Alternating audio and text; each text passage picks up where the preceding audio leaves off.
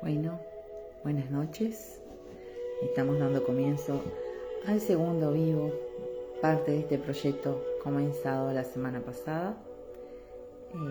Quiero darles la bienvenida a quienes puedan estar acompañándome en esta noche y como quedamos de continuar conversando en prevención de salud mental, hoy les había propuesto hablar sobre algunas herramientas que pueden servirles para llevar mejor la temática del estrés, de la ansiedad y también de los ataques de pánico, que son algunas de las dificultades que se presentan más en la población en general y bueno, que también en mi consulta vienen seguido.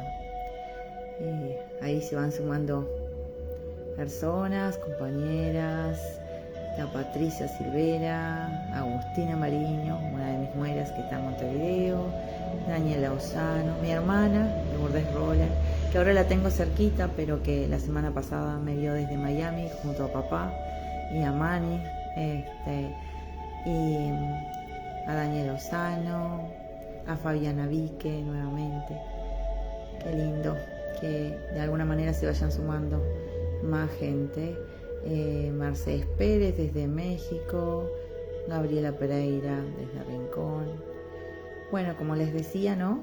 El desafío de hoy en parte es a dar un pequeño apoyo a la población para que podamos ir reconociendo en nuestro día a día algunos ítems, ¿no? Algunos síntomas tal vez también que pueden llegar a traernos algunas molestias. Inés Marichal también, Erika Mariño, qué lindo. Inés, hace tantos años que no nos vemos, ¿no? Qué lindo tenerte aquí también. Las mamás de mis niños de yoga también. Y bueno, entonces, saben que en realidad todos tenemos estrés. El tema es cuando el estrés se vuelve algo que impide que nuestra vida sea agradable, ¿no? Nuestro sistema de estrés es un mecanismo que tenemos para poder defendernos. Nuestro cuerpo siempre trata de que sobrevivamos a las diferentes situaciones que se nos presentan. El tema es que en oportunidades, cuando nuestro sistema de regulación emocional se ve un poco alterado, Nubis, Hugo Florencia Santana, Flor, qué lindo, Mirta Chávez, un besito para todas. Ahí es la dificultad, ¿no? Estamos desregulados emocionalmente y se disparan un montón de alarmas que hacen que nuestro mecanismo del estrés ya no solo sirva para sobrevivir, sino que se vuelve como un estrés crónico en nuestra vida. María Grisela Almada, Claudia Rodríguez, bienvenidas. A Grisel no la vi la semana pasada, pero bueno, bienvenida hoy, otra compañera de clase. Y entonces ahí lo que tenemos que ver es eso, ¿no? De que no se nos dispare demasiado la alarma. A veces nosotros nos preocupamos, o muchas veces diría yo, nos preocupamos por cosas que de alguna manera no deberíamos de preocuparnos tanto. Pero como no tenemos idea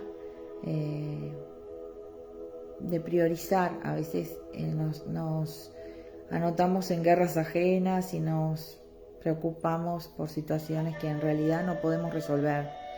Entonces deberíamos poder estar más enfocados en nuestra propia vida para que de alguna manera nuestro cuerpo pueda respondernos mejor. Sayana, Verónica Díaz, Viviana Pereira, mi hijo Nacho. Es lindo ver tanta gente amiga compartiendo este momento. sí, se nos disparan, ¿no?, esas alarmas y nosotros tenemos que aprender a cuidarnos. Aprender a cuidarnos a veces implica salir como de ese bucle que les decía, ¿no? En donde continuamente está una preocupación presente. Eso suma para la ansiedad que vamos a necesitar. Y nuestro cerebro muchas veces no tiene la capacidad, a pesar de ser increíble, a su vez no tiene alguna capacidad. Por ejemplo, si nosotros miráramos una película en donde genere emociones fuertes, no va a tener la capacidad de poder discernir con claridad, aun cuando nosotros lo pensemos, de que eso que estamos viendo no es real. Nosotros lo vivimos como real. Y ahí entonces es una llamada de atención para ver con qué nos conectamos, ¿no? ¿Qué elegimos para alimentar nuestro día a día? Si nosotros solo vemos cosas feas como, no sé, el noticiero, por ejemplo, cuando pasan las noticias y están pasando todas esas noticias de situaciones difíciles o de situaciones desgraciadas que lamentablemente suceden, que a veces nos generan hasta una situación hasta de miedo, porque se traslada. Si no, fíjense, cuando nosotros vemos la noticia en Montevideo, por ejemplo, en tal zona roja, pasan muchos asaltos, las personas pueden salir lastimadas, es mucha inseguridad. A nosotros, si vivimos mirando ese tipo de contenidos, nos va a atacar como una sensación de inseguridad, y entonces nuestro sistema de alerta también se va a preparar para ese peligro que no existe acá, o sea, que nosotros lo tomamos como propio por estar mirando la noticia. Entonces eso es algo importante. Lea Graciana García Pintos, Víctor Eduardo García, María Secada, bienvenidos y bienvenidas nuevamente. Daniela Piris, se van sumando más personas. Y entonces, como les iba contando, eso es importante a tener en cuenta, no solo para cada uno de nosotros, también a tener en cuenta con los niños de la casa. Hoy por hoy yo, como profesional, veo que muchos niños a veces pasan bastante frente a las pantallas, ya sean de los celulares, de las computadoras. Y claro, nosotros adultos no tenemos todo el tiempo del mundo para estar siempre presentes y fijándonos qué están mirando y qué no.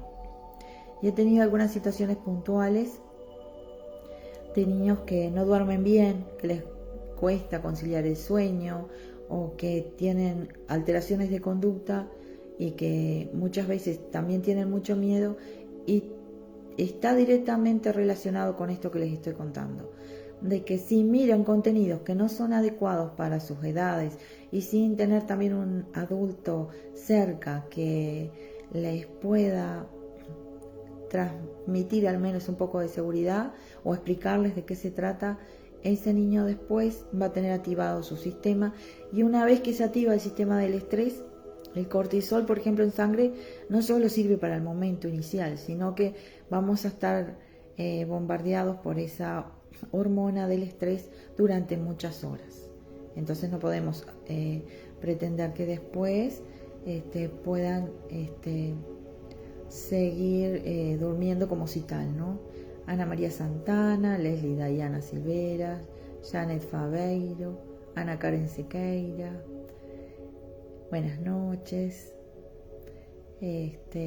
Y a veces nosotros no nos damos cuenta, inclusive el contenido violento en algunos dibujitos, en algunas películas. A veces ellos miran videos cortitos sobre diferentes situaciones, pero eso también les altera.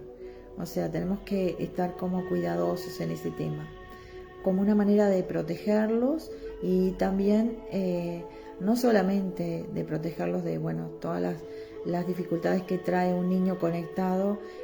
A mí me consta que hay niños de la escuela en que sus padres se van a dormir y los niños siguen con el teléfono mirando todo lo que quieran, Y entonces después tenemos muchas dificultades en la regulación emocional de esos niños y en la posibilidad de que puedan enfrentar el día con alegría y con seguridad.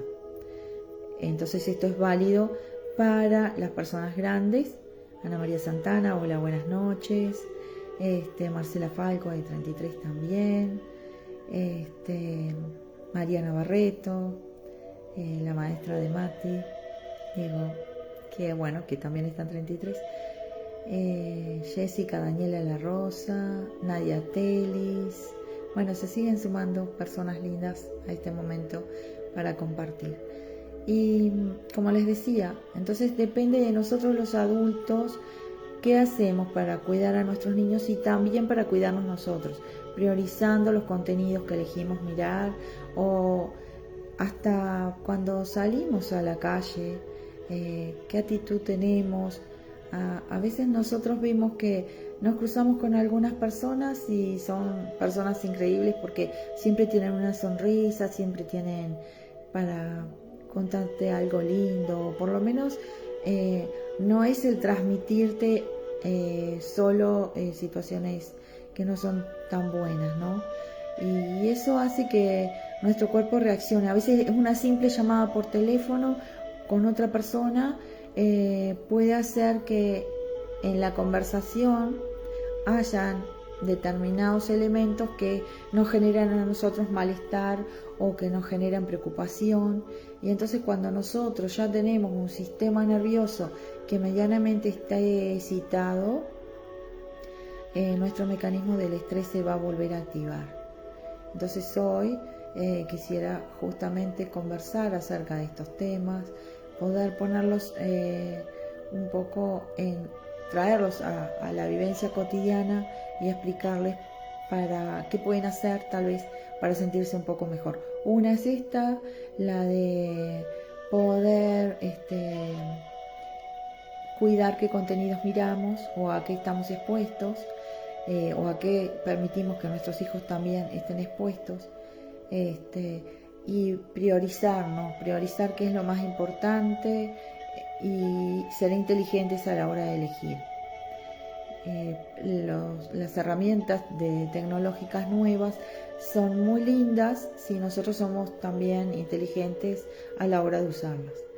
Pueden ser herramientas maravillosas, pero también pueden ser un factor hasta de adicción. O sea, he tenido dificultades de niños, pero también me consta de mayores que viven conectados todo el tiempo y que dejan de hablar, dejan de hacer otras cosas por estar, ¿no?, todo el tiempo conectados. ¿Por qué? Porque este aparato también genera satisfacción, pero también a veces nos enganchamos, ¿no?, en lo que estamos mirando, en que nos preocupe la situación del mundo, que nos genere dificultades de cómo encaramos el día a día cuando comienza. Romy Barreto, Elizabeth La Cuesta, Natalia Pimienta, se van sumando más gente amiga. Dice Mariana Barreto, dice buenas noches Laura, una temática muy acorde a nuestra realidad actual, sobre todo con los niños y adolescentes, tal cual. Mi papá, que me llama insistentemente por el WhatsApp desde Estados Unidos, mi primo José Rolán, que me está viendo desde Rivera, desde Minas de Corrales. Bueno, se van sumando gente amiga y bueno, de la familia también, que siempre están apoyando. Después, con respecto a la ansiedad, lo mismo. Nosotros tenemos ansiedad y la ansiedad en sí no es mala tampoco, porque nos permite proyectar, nos permite planificar las cosas que queremos hacer o que tenemos idea de que pueden ser parte de un proyecto futuro inclusive. El problema está en cuando nos gana la ansiedad, ¿no? Cuando nuestra ansiedad se va manifestando a nivel somático, inclusive a nivel de nuestro cuerpo, con un malestar. Entonces ahí volvemos al mismo hilo conductor, ¿no? Estrés activado, ansiedad presente, pero ya no en un nivel que sea saludable, sino en un nivel que comience a incapacitar nuestra vida. y a tal punto que entonces en algunos momentos nos afecta tanto que podemos terminar con un ataque de pánico si tenemos un trastorno generalizado de ansiedad, por ejemplo, en donde está presente siempre y a cada momento, ¿no?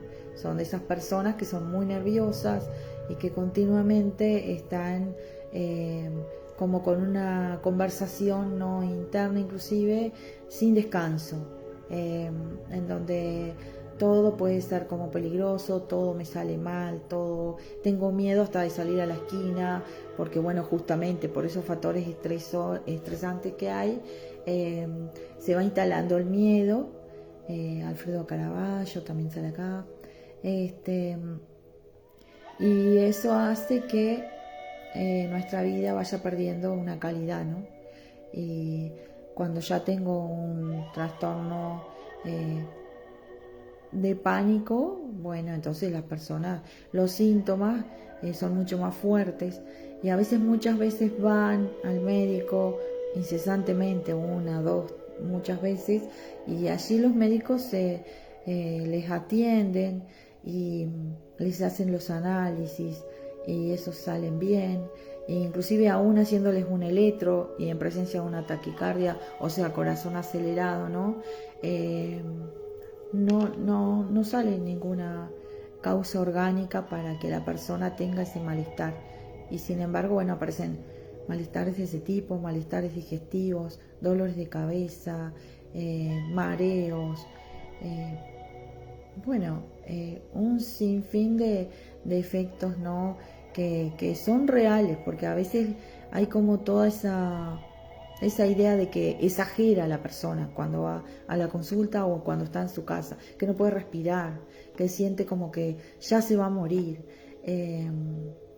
Lo que yo quiero transmitirles es que todos esos síntomas, si bien son reales y son para tratar, ¿verdad?, es nuestra mente la que nos está jugando una mala pasada. Entonces tenemos un sistema nervioso excitado en donde al darle la señal a nuestro cuerpo que hay un peligro, nuestro cuerpo responde. Y por eso, como les decía la vez anterior, es que los latidos cardíacos aumentan para poder bombear más sangre también a las diferentes partes de nuestro cuerpo, y que así entonces podamos defendernos corriendo o golpeando.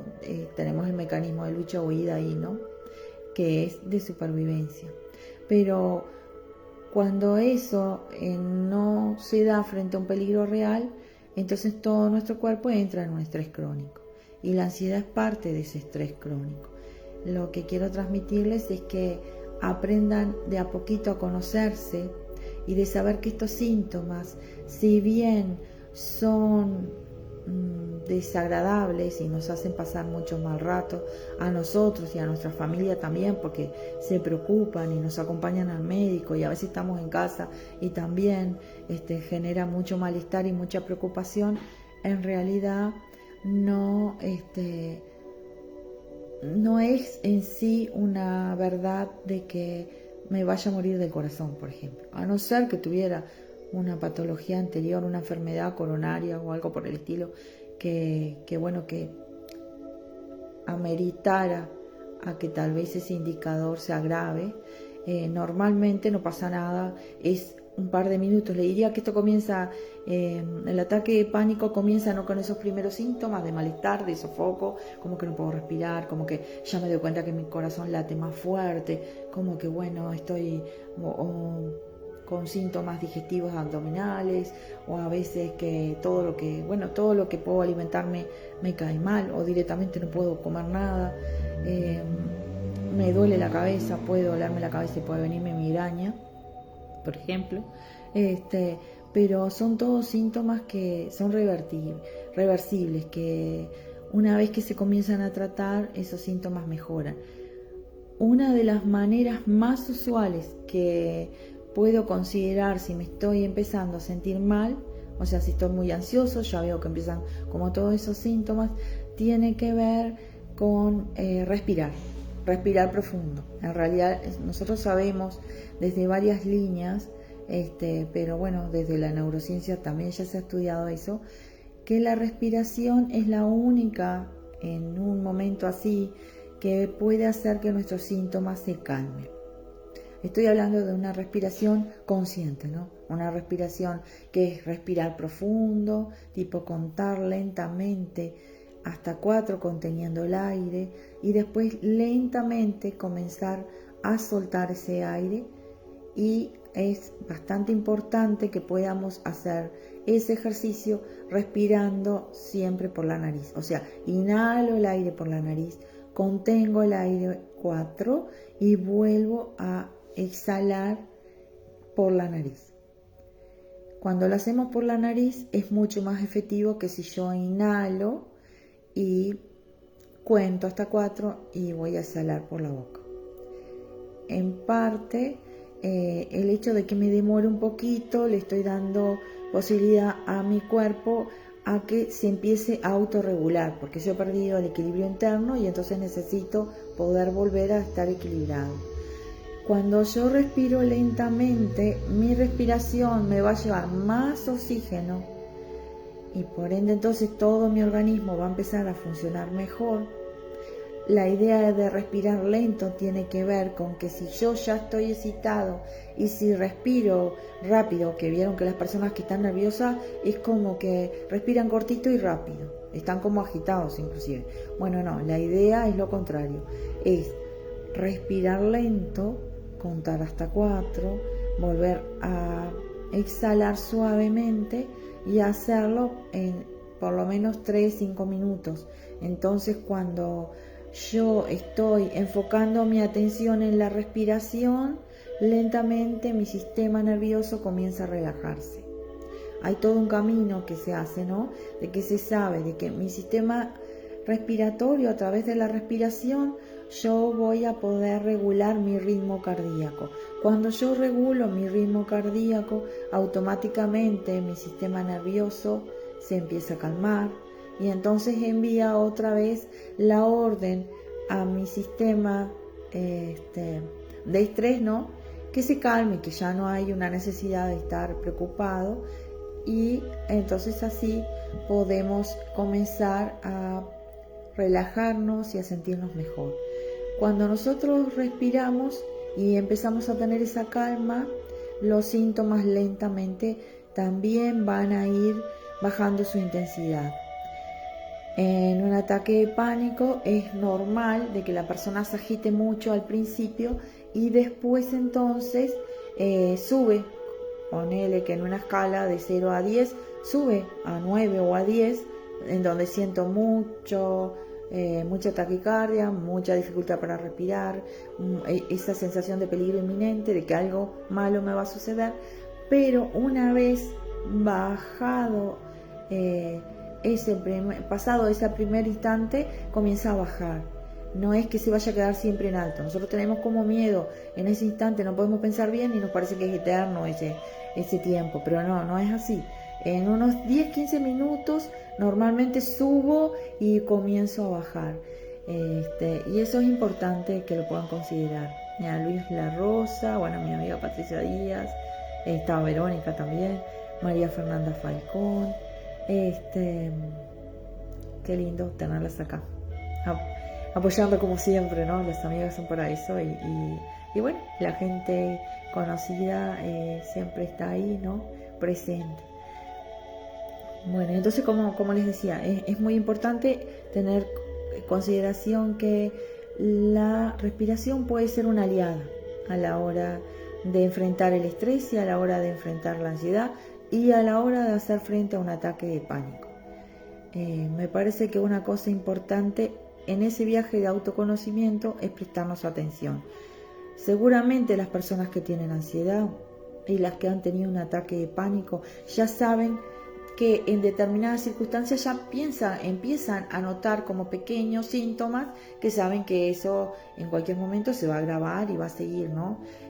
Trayendo malestar. Entonces yo les invito a que ni bien comiencen esos pequeños síntomas, se den un tiempito para respirar profundo y controlando entonces la respiración a través de este mecanismo de respiración consciente van a estar trabajando para calmar su sistema nervioso y que entonces todos estos síntomas sean cada vez más leves y que se den cuenta de que a medida que vayan teniendo confianza en sí mismos, porque el miedo es lo que provoca también toda esta molestia, porque bueno, nos quedamos aterrados de que algo muy malo nos va a suceder y bueno, y obviamente eso es muy desgastante, tanto física como emocionalmente, porque ahí vamos a estar afectados también. No es solo nuestra parte emocional la que afecta, sino que también nuestro físico. Ustedes, los que de alguna manera han tenido un ataque de pánico, un ataque de ansiedad importante, van a ver que inicialmente están ahí sintiéndose con ese nivel de estrés alto, pero después cuando todo termina se quedan como muy agotados y les demora tiempo. ¿Por qué? Pues justamente porque en realidad la hormona del estrés, como les decía, se mantiene en sangre durante varias horas. Entonces vamos a tratar de que una vez que nos conocemos, tratar de neutralizar esos síntomas lo antes posible. Gladys Machado, María Gloria Bentancur, Milagros Pintos Arena, gracias por estar aquí. Y bueno, entonces esa es una herramienta importante. La otra, cuando nosotros estamos muy ansiosos, el sistema nervioso está muy excitado y entonces también nos podemos ayudar considerando la alimentación. Hay determinados alimentos que, como les contaba también la vez anterior, inciden en nuestra salud mental, en nuestra salud física, y cuando nosotros tenemos así ya como una cierta vulnerabilidad de tener nuestro sistema nervioso más excitado o que nos cueste más calmarnos, la alimentación también es importante considerar. Y ahí esto es parejo para grandes y chicos. Si yo tengo un niño que es muy nervioso o muy ansioso, debería considerar drásticamente, diría yo, bajar el consumo de todos los productos procesados o ultraprocesados como una medida preventiva, no solo para la salud física, sino también para la salud emocional y mental. Nuestro sistema nervioso se ve agredido por la alimentación también, ¿no? Si yo les decía que nuestra microbiota es importante también y que si yo tengo en una persona ansiosa ya problemas digestivos, si yo le voy a estar agregando productos ultraprocesados o procesados, tipo, bueno, cuando me refiero a ello, no, las harinas, los productos refinados, todo, y los carbohidratos simples también, todo lo que contenga mucho azúcar o harina blanca o café o cualquier estimulante, Coca-Cola, los refrescos, bueno, ni que hablar también. Bueno, cuanto menos azúcar se tenga, cuanto menos sustancias aditivas tengan, mi sistema nervioso va a estar más calmo. Eso es algo importante a considerar y es una herramienta sencilla. Es simplemente también elegir conscientemente qué alimento es el mejor para que tenga yo la posibilidad de regular por vía natural mi sistema nervioso. Y poder lograr de que en vez de hormona del estrés, al contrario, pueda segregar más hormona de bienestar, como por ejemplo la serotonina, que sabemos que la mayoría de ellas se segrega a nivel intestinal, como en un 90%. Entonces, si me tengo que alimentar bien, porque si no me alimento bien, esa hormona tan necesaria para sentirme bien va a estar en menos, solo por también estar intoxicada, ¿no? Estar ayudado mi sistema para estar mucho más excitado, y no es eso lo que queremos. Necesitamos calmarnos y tenemos una farmacia interna que podemos activar sin tener necesidad también de tomar medicación. Yo entiendo de que muchas veces hay la necesidad de tomar medicación, sobre todo de considerarla a la hora de un momento de crisis. Pero una vez pasado esa crisis, es importante también considerar los efectos secundarios que puedan tener esas medicinas, ¿no? Sabemos que en un primer momento son muy lindas porque las tomamos y nos regulan, pero quisiera también llevar a la conciencia de que nosotros tenemos que hacer nuestro trabajo interno y que seguramente nuestra ansiedad también está relacionada, o inclusive obviamente el ataque de pánico también, está relacionado con problemas emocionales sin resolver. Entonces deberíamos darnos permiso para prestarnos atención, a ver lo que nos dice ese síntoma, qué oportunidad nos está dando para que podamos comenzar nuestro camino de sanación. ¿Por qué? Bueno, porque a veces tomarse un ansiolítico, como, bueno, no sé, hay varios nombres, pero los más comunes, clonazepina, Azeprac, por ejemplo, son los dos ansiolíticos y los dos son benzodiazepinas. La benzodiazepina es un derivado del opio, por lo tanto es adictiva. Entonces, en un principio, y creo que muchas de las personas que tal vez puedan estar mirando ya saben de ese efecto, van a tener que se calman, que se sienten mucho mejor, pero al poquito tiempo una pastillita o media pastillita no va a ser suficiente y van a tener que subir la dosis. ¿Por qué? Porque su cuerpo ya se acostumbró y, como cualquier otra adicción, va a necesitar de más sustancia para tener el mismo efecto. Y si a eso nosotros le sumamos entonces que una dependencia de la pastilla para sentirnos bien, pero además que esa medicación va a tener un efecto colateral, un efecto secundario que es importante que también lo podamos considerar, entre algunos de los más sencillos, lagunas mentales. Pueden estar viendo que cuando toman por determinado tiempo esa medicación o ese tipo de medicaciones, casi todo el mundo refiere que hay cosas que no se acuerda. Y ese es un tema porque está afectado, ¿no?, por el efecto secundario de lo que es ese medicamento. Elisa Becerra, hola, buenas noches. Graciana Pereira Barrios, Shirley Techera, bienvenidas. Se van sumando más personas a este momento en que estamos hablando sobre ansiedad, sobre ataques de pánico, sobre cómo regular mejor nuestro estrés. Entonces, como veníamos hablando, el efecto, ¿no?, de estas medicaciones, que son muy buenas para un momento de crisis, está bueno considerarlo de que es algo que podemos usar, pero por un periodo corto, en condiciones normales, como un máximo de 3 meses. Yo conozco que la mayoría de las personas inclusive han pasado mucho más tiempo que esos 3 meses.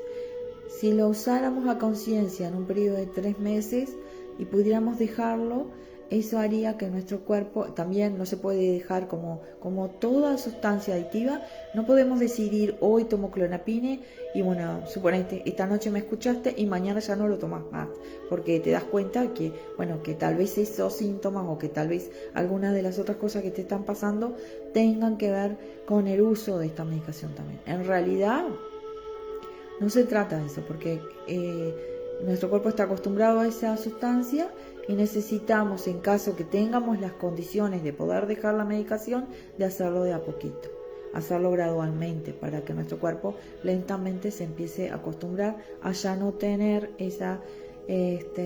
la presencia en sangre de ese medicamento y pueda entonces actuar en consecuencia sin que nos genere un síndrome de abstinencia, en donde vamos a pasar mucho más mal. Por eso a veces la gente por sí sola deja la medicación, pero no tiene idea de que no la puede dejar así como de golpe y se siente horrible, se siente peor que antes.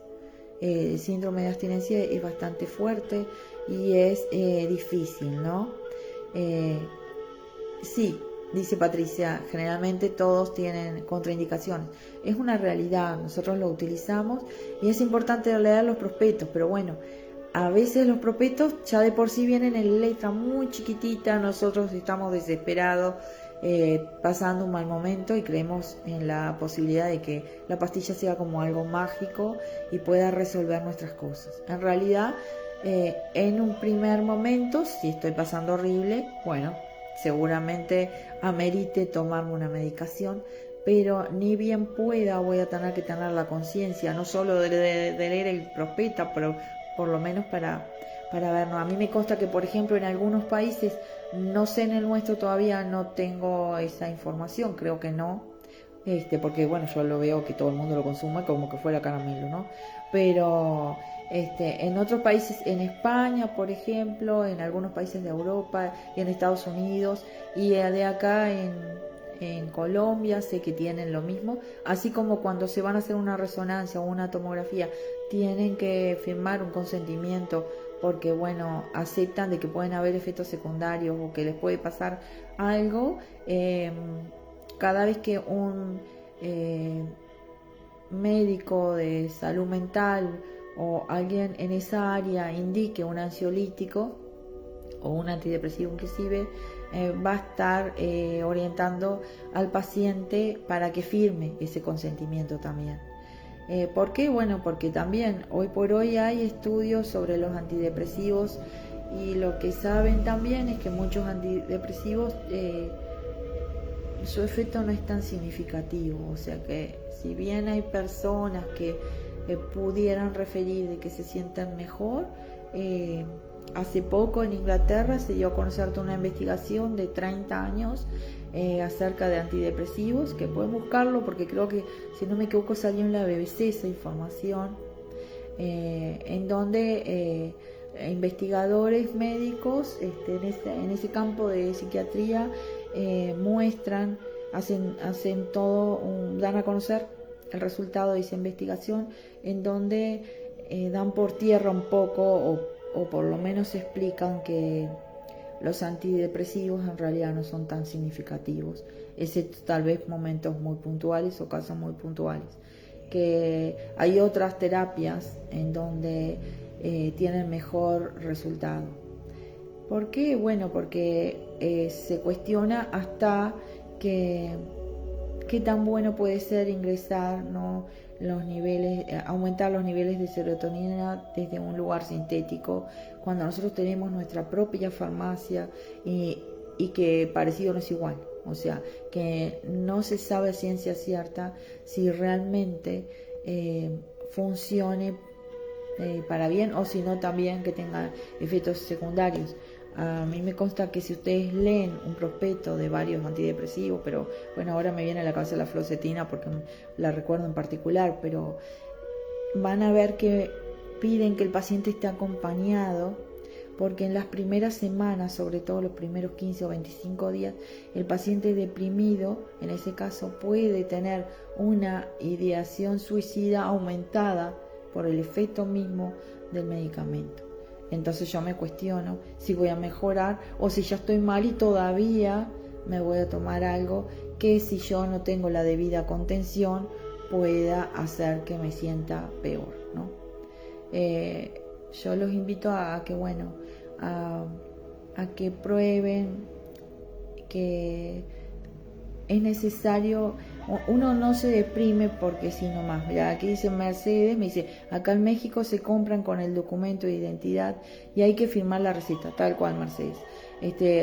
Yo sé que acá por Sudamérica el lugar más cerca es Colombia, que está implementando también ese protocolo. Telma Silva también se va sumando, María Sosa. Pero bueno, nosotros cuando estamos desesperados siempre es lógico que busquemos ayuda. El tema es que muchas veces no conocemos cuáles son los efectos secundarios de eso que teóricamente nos tiene que ayudar. Y tal vez hay otras maneras de encarar.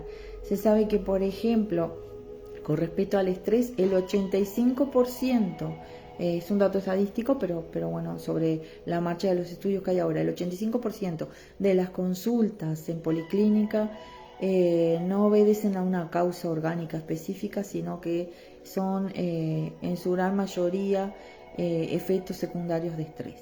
O sea, los diferentes síntomas que aparecen que nos provocan malestar están relacionados con un estrés. Y bueno, y entonces acá venimos a ese círculo vicioso, ¿no? Estoy estresado, estoy muy ansioso o muy deprimido, como hablábamos la semana pasada, y eso hace que entonces mi vida pierda esa calidad y me sienta también muy mal, ¿no? Acá Patricia dice, acá también es así. En su momento Cuando yo, o sea, me consta que sí, un medicamento para salud mental es un medicamento controlado y tiene una receta verde, pero si la llevas y si la llevas con tu cédula para verificar que efectivamente sos vos la persona que va a tomar esa medicación, no he visto nunca acá que te hagan firmar nada. Digo, tal vez ahora estén firmando ese consentimiento. Hasta hace poquito tiempo atrás, o pocos años diría yo, no me consta que así sea. O sea, de hecho, además sé que después que ingresás en el sistema de salud, suponete en tu mutualista, una vez vos vas al psiquiatra, te receta una cosa y después se te gasta y vas al médico de medicina general, y si no viene el psiquiatra, se lo pedís y el médico de medicina general te lo habilita. Y bueno, y habría que ver entonces qué tanto tiempo, ¿no? Yo creo que esta conversación también va en el orden de generar conciencia de que nosotros tenemos todo el derecho de tratar de hacer nuestro mejor esfuerzo para estar bien, y que estar bien implica también ser responsables y comprometidos. Entonces, en el ser responsables y comprometidos, tendríamos que, como dice Patricia, estar leyendo los prospectos, estar viendo también, ¿no?, costo-beneficio. Bueno, yo me tomo esto durante este mínimo tiempo y busco, porque el síntoma siempre es un amigo, como les repito. Entonces va a estar transmitiendo que algo está mal en nuestro cuerpo, y si nosotros al síntoma lo aplacamos con una medicación, no quiere decir que lo vayamos a resolver. O sea, ni bien terminamos de tomar la medicación y si no hacemos nada, seguimos con la vida de siempre, el síntoma va a seguir apareciendo una y otra vez, hasta que lo suficientemente grave, hasta que yo me dé cuenta y acepte que algo no está funcionando bien en mi vida y que tengo que hacer los cambios necesarios. Para hacer los cambios necesarios me tengo que conocer, y entonces para eso ahí está, me dice María Sosa que toma sertralina, que es antidepresivo, y clonazepam, y tiene que firmar las recetas. Bien, así que ahora, entonces acá en Uruguay también tenés que firmar las recetas. O sea, tal vez la gente la firma así, o sea, tal vez María, a vos te explicó el médico, yo te preguntaría así, te preguntó el médico de los efectos secundarios que tenía la medicación a un determinado plazo, o hay simplemente un protocolo de la mutualista que tiene que cumplir para resguardarse, digamos, ¿no?, como una política institucional, para que si te pasa algo a ti o tenés alguna dificultad, bueno, la mutualista no se haga cargo o no se haga responsable. Habría que ver acá cuál es el fundamento, ¿no? En qué línea de política institucional estamos yendo. Si es en la misma línea que tienen otros países, de que bueno, sí, estás teniendo esta dificultad, no estás pudiendo con tu vida, te sentís un montón de situaciones o tenés un montón de síntomas que te hacen sentir mal y quiero ayudarte a que te sientas mejor, y por un tiempito corto vamos a tratar de que este medicamento te haga bien. O sea, porque ¿qué pasa? El proceso de ansiedad, si no es tratado, se puede volver crónico, obviamente. Y la depresión, si, no sé, tengo un episodio de depresión mayor, posiblemente voy a ir alternando, ¿no?, periodos en donde logro medianamente salir, y después, como soy vulnerable y están los indicadores posibles, cualquier posibilidad de obstáculo o de algo que se configure en el día a día, que es una sumatoria, ¿no?, porque nadie se deprime por una cosa de un día, sino que también es una seguidilla. Podés deprimirte por el duelo, por ejemplo, como les contaba, ¿no?, dentro de las flores de Bach, también hay algunas flores que tratan la depresión. Y, por ejemplo, tenemos Mustar, que es para una depresión más en escala generalizada, digamos, ¿no? Y hay otra, Gentian, que trabaja la depresión por algo puntual. O sea, suponete, estoy cursando un duelo, estoy deprimida, he perdido un ser querido, entonces es algo puntual. Entonces Gentian está ahí como específico para ese momento en particular. Pero si yo tengo una depresión y ya son muchas las sumatorias de diferentes situaciones que se han ido configurando mi vida para que yo finalmente termine deprimida, entonces voy a considerar Mustar como un medicamento, o sea, como una esencia floral, ¿verdad? Que pueda ir generando el equilibrio necesario. Pero sobre todo en algunos países me consta de que también el sistema de salud, antes de mandarte una medicación controlada, o sea, antes de que vos comiences con un tratamiento a nivel psiquiátrico o a nivel de salud mental específico con medicación, te mandan a terapia. ¿Por qué? Bueno, porque no es lo mismo. O sea, aquí ahí se dan dos cosas. No es lo mismo ir por ansiedad o por depresión al psiquiatra primero, ir al psicólogo después. Si yo estoy en un momento de crisis importante, seguramente ese va a ser el camino más correcto.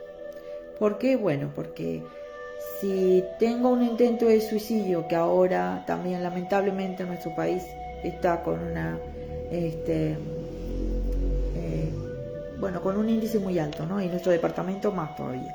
Bueno, entonces, claro, si yo tengo un riesgo de vida de un paciente, no puedo tampoco permitirme tomarme demasiado tiempo para tratar de resolver las cosas. Entonces, como una medida urgente, yo prefiero darle una medicación para que esa persona medianamente se sienta un poquito mejor, o sea, esté más tranquilo, porque la medicación lo que hace es aplanar síntomas, no resuelve nada de lo que vos estás viviendo. Entonces ahí, cuando una vez que estoy un poco más calmo, me voy entonces a la parte psicoterapéutica, en donde voy a tratar de escuchar el síntoma. Bueno, yo no puedo dormir, o estoy deprimido, o estoy demasiado ansioso. ¿Qué está pasando en mi vida que está generando eso? Y entonces ahí comienzo mi proceso terapéutico, y posiblemente en un determinado tiempo, que para cada persona es único, no hay una medida específica, entonces pueda dejar lentamente de tomar la medicación, y a medida que voy avanzando en mi tratamiento psicoterapéutico pueda ir resolviendo mi situación, ¿no? Pero en otros países, cuando no existe esa particularidad de una crisis, de un momento específico así grave, las personas se sienten mal y primero van al psicólogo. Si en un tiempo X, como por ejemplo, no sé, 3 meses, más o menos, es un tratamiento estándar en psicología, unas 12 sesiones, si en ese tiempo yo no me siento mejor y aún, o me siento un poquito mejor, pero aún permanecen mucho los síntomas, o aún yo veo que no me siento lo suficientemente bien, entonces voy a considerar ir al psiquiatra para recibir entonces un apoyo con la medicación por un tiempo mínimo también, a ver si entonces con la psicoterapia y con la medicación logro volver a tener el equilibrio interno que necesito para estar bien. Muchas veces pasa de que no agotamos los recursos. O sea, yo entiendo que a veces, por ejemplo, la consulta psicológica resulte cara. O sea, resulte cara entre comillas. ¿Por qué digo eso? Porque si vos vas a hipotecar la calidad de tu vida y vas a estar 5 años yendo todos los meses a la mutualista, o a veces más seguido, si estoy hablando de los ansiolíticos, a veces se gastan hasta mucho más rápido, cada 15 días o cada 10 días, dependiendo de la cantidad, pero creo que un blister de clonazepam debe tener unas, no sé, creo que 10 pastillas o 15. Son pocas, entonces uno se las gasta bastante rápido.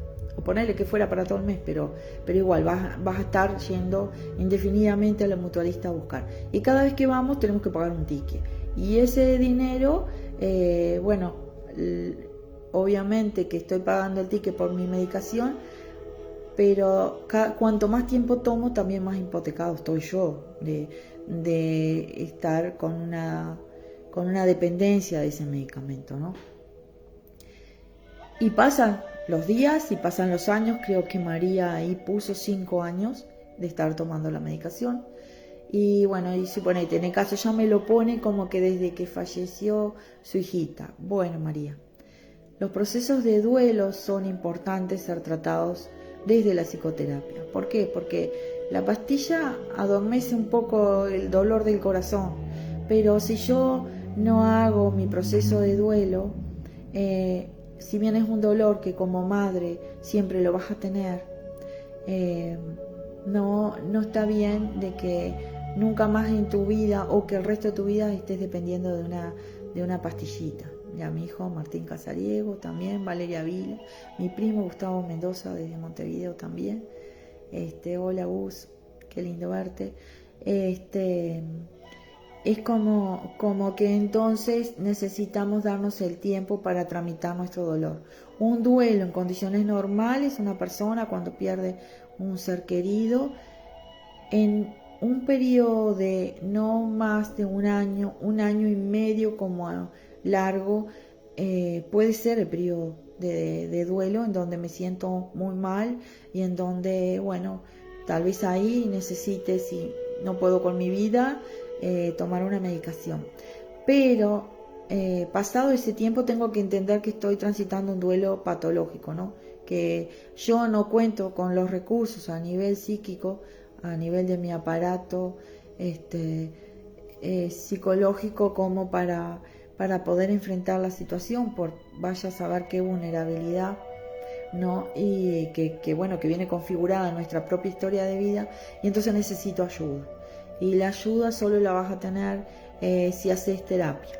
Digo, si vos solo tomás la pastillita, irás a tomar la pastilla muchos años, irás a tener los efectos secundarios de esa medicación también, pero no vas a resolver o sea, creo que en algún momento cuando uno hace el duelo por un ser querido, llega un instante en donde sana nuestro corazón, en la medida de que si bien va a estar ese dolor que nos acompaña, porque bueno, nuestros hijos son nuestros hijos y no queremos perderlos, pero también va a venir como esa paz que necesitamos para continuar adelante y para también tener la conciencia de que ese hijo que tanto nos quería también no le gustaría que nuestra vida fuera triste el resto de nuestra existencia y que dejáramos de seguir viviendo, porque por alguna razón, bueno, nosotros todavía seguimos acá y tenemos que honrar la vida. Y una manera hasta de honrar nuestra vida y de honrar esa vida que se fue es haciendo nuestro mejor esfuerzo por estar sanos, por salir adelante, por ayudar. A veces una receta para esos casos en particular de mucho dolor es no enfocarnos en nosotros mismos. Yo sé que es difícil salir de nuestro dolor, pero cuando nosotros estamos al servicio de los demás, ya sea como buena vecina, ya sea como buena amiga, ya sea como buena maestra, ya sea, no sé, desde el lugar que nos toque estar, cuando nosotros llevamos nuestra atención, sacamos el foco de nuestra situación y nos enfocamos en la otra persona que también está pasando un momento difícil, o que tal vez yo tengo algo que puedo aportarle, porque todos tenemos algo, aunque sea, no sé, una sonrisa, entonces lentamente el dolor va a abandonarme. Me va a permitir sí recordar ese ser con cariño, sí recordar los momentos hermosos que compartimos y estar agradecidos por ello, pero no sentir ya ese dolor desgarrador, no, que no me deja vivir y que hace que continuamente esté llorando, angustiada, que entienda que para qué estoy yo acá si ya nada vale la pena, no, toda esa cuestión que acompaña a un proceso depresivo, en donde el futuro siempre es negro y donde no veo ni siquiera las cosas lindas que me pasan, ni siquiera a veces tan sumido en el dolor estoy propio que no veo que mis seres queridos de la vuelta, que los otros siguen vivos también, están haciendo lo posible y lo imposible hasta por tratar de darme un ánimo a mí. Entonces te invito a que puedas considerar estos pequeños detalles con respecto a esa situación de la pérdida de tu hijita. Mi prima Zulma Roland, Elaine Álvarez, también se han sumado. Y bueno, entonces como les iba comentando, el tema de las medicaciones son importantes en determinados momentos, pero también hay muchas otras cosas que nosotros podemos hacer. Otro beneficio, como hablábamos, bueno, vamos en un recuento: aprender a respirar, aprender a detectar esos pequeños inicios de los síntomas de ansiedad para que entonces podamos implementar los ejercicios de respiración Y yo les animo a que si ustedes cuando amanece hacen los ejercicios, se toman 5 minutitos, hacen 16 o 20 respiraciones profundas. En ese conteo, respiro profundo, cuento 4, retengo el aire, exhalo por nariz otra vez lentamente, así unas 16 veces suavemente. Su sistema nervioso va a comenzar lentamente a calmarse y los síntomas también lentamente se van a ir controlando mejor. Y además, a medida que van pasando los días, yo voy viendo, me voy aprendiendo a conocer y voy viendo que, bueno, hoy sí se me disparó el corazón, pero ya vi que no fue tan fuerte. O hoy me puse ansiosa, pero me di cuenta a tiempo y entonces pude hacer el ejercicio y sentirme mejor. Rosa Moreno, de Rincón, y bueno, entonces por ese lado es importante pensar que nosotros en la vida cotidiana tenemos herramientas que nos ayudan a tener una mejor calidad de vida. Y a veces, entonces, en esa mejor calidad de vida estamos hablando de respirar mejor, de alimentarnos mejor, de hacer ejercicio. Como les decía, caminar es una buena herramienta, hacer ejercicio, pero a veces el simple hecho de salir, caminar, dar la vuelta a la manzana, ir hasta el puente, no sé, estoy hablando acá de Vergara, pero cada quien en su lugar, aprovechar el momento del día que sea más agradable o que nos guste más, porque hay personas que les gusta dormir de mañana, bueno, caminen a primera hora de la tarde. Los que son más de levantarse tempranito, bueno, van de mañana y ya se miran de paso cuando sale el sol y ya tienen un plus ahí. Agustina Flores,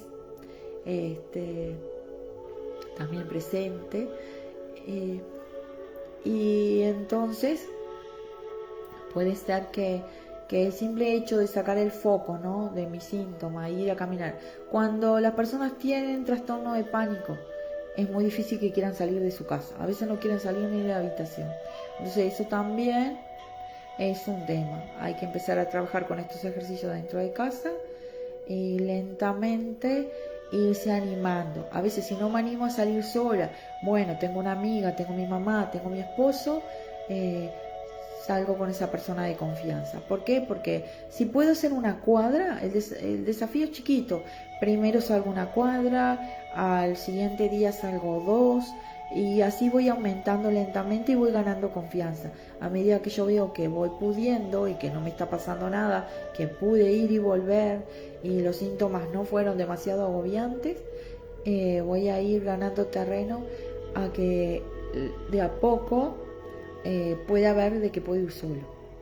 A veces ese tipo de personas, a mí me pasó en algún momento que tenía algunos pacientes que solo se animaban a ir por una calle, iban y volvían por esa misma calle, y eso les generaba una cierta tranquilidad.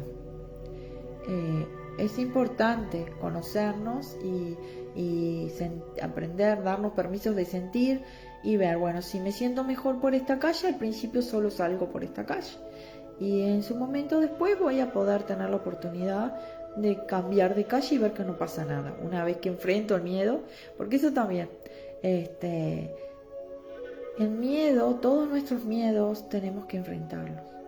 En el mismo instante que nos animamos a enfrentarlos, porque a ver, si estoy mal, si tengo un montón de síntomas, peor que eso no va a poder ser.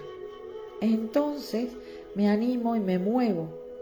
En el momento que yo enfrento mis síntomas y me doy cuenta que no sucedió eso que creíamos que pudiera suceder, empiezo también a registrar eso en mi memoria y a tener más confianza y más seguridad para poder enfrentar cada día lo que se me presente. Y que inclusive cuando aparecen obstáculos, ¿no?, porque podemos hacer tratamiento y podemos estar muy mejor. Eso no quiere decir que un día de eso no me levante y me sienta mal. Y a veces la tendencia es que esto no está sirviendo. Al principio parecía que servía, pero ahora ya no. En realidad no es así. En realidad es que todos, aun cuando estamos contentos y felices, hay días que no son tan lindos, porque nos suceden cosas que no esperábamos, porque, bueno, no sé, tuve alguna circunstancia en la cual no me sentí cómodo pero eso no quiere decir que mañana yo tenga que estar mal. Es más, yo diría que una vez que aprendemos a priorizar el por qué nos preocupamos y cuál es nuestra actitud frente a los obstáculos que se presentan, entonces podríamos estar viendo con claridad de que no vale la pena de que yo me pierda. Me pasa algo de mañana, suponete, bueno, me pierda el resto del día porque me pasó algo malo. No, mi actitud es lo principal en ese sentido. Entonces, si yo me siento medio mal de mañana, enfrento mi miedo, hago mi ejercicio y me enfoco en otra cosa, me voy a dar cuenta de que cada día esos síntomas van a estar menos presentes. Y si yo hago 3 veces al día los ejercicios de respiración cuando amanece, en cualquier hora al mediodía, pero si me siento mal en ese momento que me veo, que me comienzo a sentir mal, voy y me lo hago. Y de noche antes de dormir, de a poco mi cerebro va a ir decodificando eso como un aspecto de cuidado y saludable. Y no solo voy a pescarme que estoy haciendo el ejercicio de manera natural, sin forzar, porque la respiración consciente se lleva a la vida cotidiana. Cuando yo hablo de inhalar, ese es otro tema que un detallito también. Cuando yo hablo de respiración consciente, estoy hablando también de mindfulness, ¿no? Y entonces es importante que sepan que la respiración profunda es distinta a la que hacemos normalmente. O sea, yo voy a inhalar profundo y voy a inflar mi abdomen como que fuera una pelota. Me puedo poner la mano inicialmente para ver que el aire entra de manera profunda hasta mi abdomen. Cuando inflo el abdomen, cuento 4. Y cuando voy a soltar el aire, a exhalar, lentamente voy a hacerlo en lo posible, en el doble de tiempo que demoré en inhalar, y voy a darme cuenta que a medida que voy soltando el aire, el ombligo tiende a ir hacia el sacro, o sea, hacia la columna. En el fondo se hunde mi panza. Y entonces eso es diferente. Nosotros normalmente en condiciones comunes no respiramos así. Pero van a ver que después de un tiempito que incorporen este tipo de respiración, nuestro cuerpo sí se adapta a ella y sí se da cuenta que recibe mucho más oxígeno y que estamos más tranquilos y más contentos, y entonces lo voy a hacer de manera natural. Hasta es gracioso ver que me fijo y ya no tengo ni que poner la mano porque tengo absoluta certeza que cuando inhalo mi panza se infla y cuando exhalo el ombligo se va hacia la columna. Es una manera diferente pero muy efectiva y que tiene sus raíces hace miles de años. Hasta desde yoga también practicamos toda la clase haciendo el mismo tipo de respiración. Inhalo profundo, retengo el aire, exhalo de esa manera. Y bueno, lleva un tiempito y cuando vemos, yo no le tengo que estar avisando a las muchachas, a los chiquilines que tienen que respirar de esa manera. Ellos ya están respirando de esa manera. Que así que bueno, por hoy era lo que quería compartirles.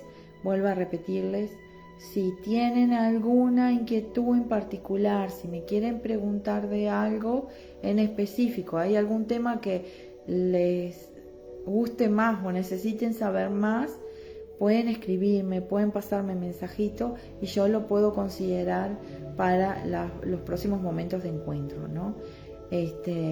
Karina Elías también está presente y bueno, entonces por ahí vamos a irnos despidiendo. Un pequeño resumen entonces: respiramos, salimos a caminar, nos alimentamos bien, mantenemos momentos de contacto con nuestras amistades, Luciana Dávila Ferreira, Lucy Rocha. ¿Por qué? Porque nosotros a veces cuando estamos con estas dificultades tendemos a aislarnos y estando solos es mucho más difícil. Entonces les invito a que sí elijan un momento, prioricen esos momentos para estar con los amigos, con la gente que nos hace bien, y también que seamos inteligentes en el sentido de que, bueno, hay algunas personas que no nos hacen bien y no quiere decir que nos tengamos que pelear con esas personas, pero sí que podamos elegir qué tanto tiempo estamos intercambiando momentos con ellos, porque hay veces que, como yo digo, si no suma, que no reste.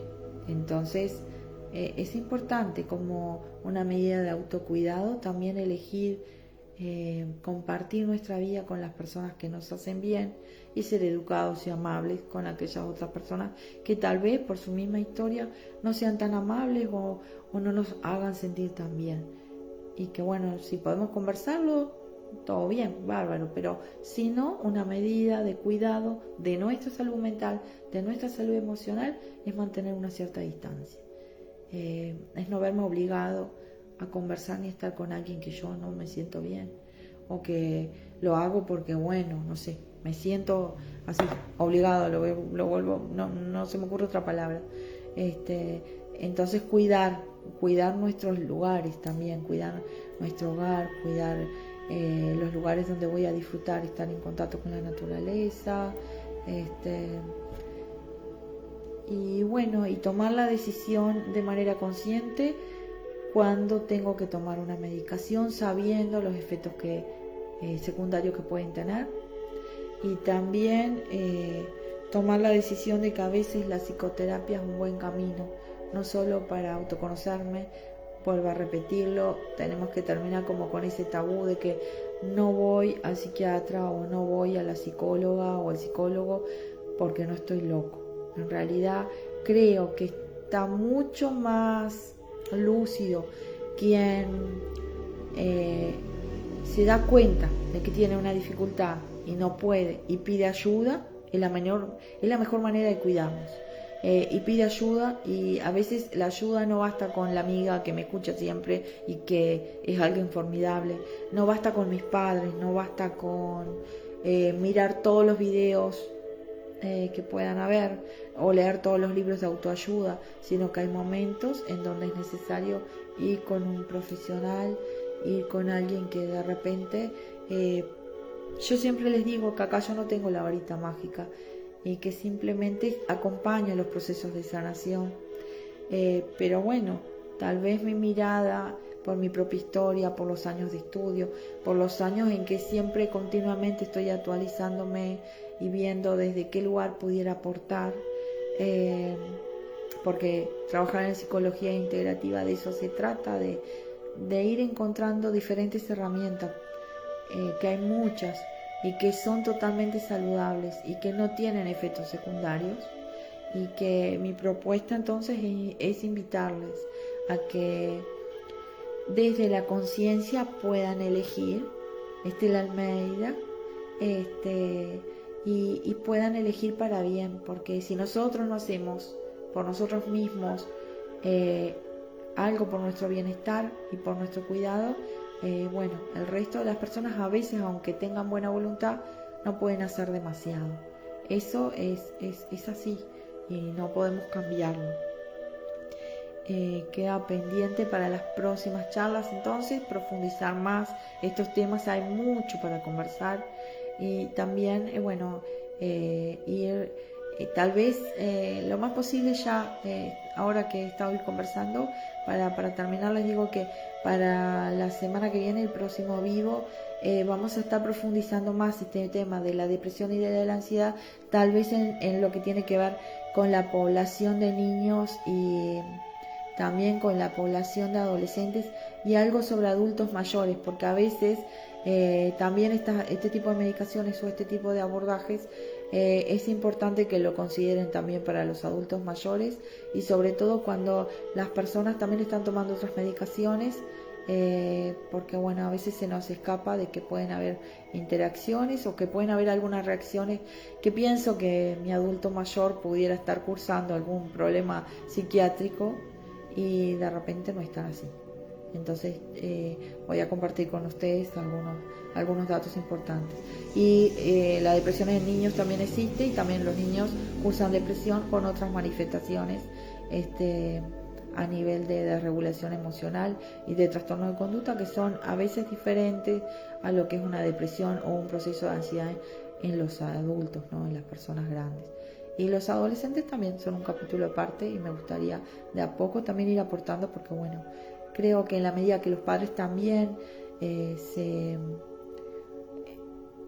eduquen o busquen la manera de estar encontrando el conocimiento, puedan tener una mirada más amplia y puedan tal vez hilar más finito para evitar que estos jóvenes que a veces están siempre junto a nosotros, que los vemos entrar y salir, tienen sus propias tormentas y a veces son tan grandes que no las vemos, pero que después terminan en algunos hechos que son muy tristes.